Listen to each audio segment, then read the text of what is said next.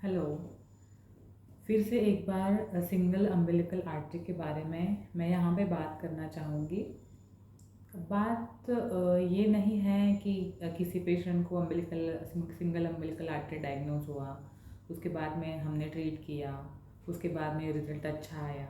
This is the same old story. I am not here to tell you this story, but जितने भी आज तक single umbilical artery के patients मैंने देखे हैं या ट्रीट किए हैं, उनमें मैंने एक बात कॉमन पाई है। यूजुअली सिंगल अम्बिलिकल आर्टरी का डायग्नोसिस जो है वो आपके तीसरे महीने के एंटी स्कैन में ही हो जाता है, और तभी से आपको पता रहता है कि yes, we are having some kind of problem in babies growth, और आगे जाके ये प्रॉब्लम हमें बहुत ज़्यादा टेंशन देने वाला है।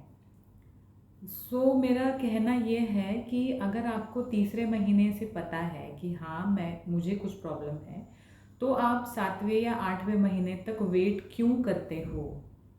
जब 8वें महीने तक पानी पूरा आपके यहाँ तक चढ़ जाता है, बेबी का वेट ग्रो नहीं हो रहा है, एमनियोटिक फ्लूइड इंडेक्स लगातार लोअर साइड पे चल रहा है, और भी बहुत सारे प्रॉब्लम्स आ चुके हैं, तब ही आपको क्यों ऐसे सूझता है कि yes, I have to do something for this right now. Being a doctor treating these kind of patients gives us a lot of pressure.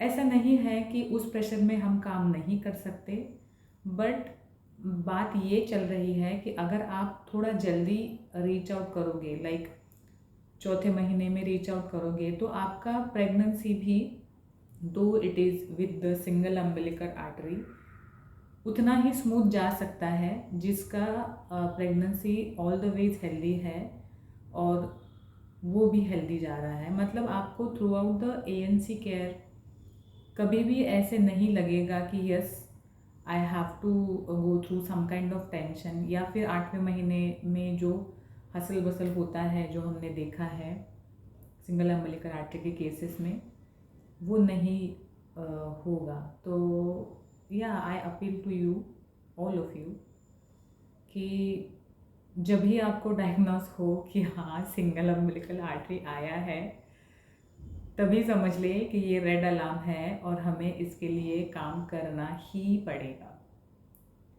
वरना बाद में बहुत प्रॉब्लम होता है। Take it from me, I have seen a lot of people going through this.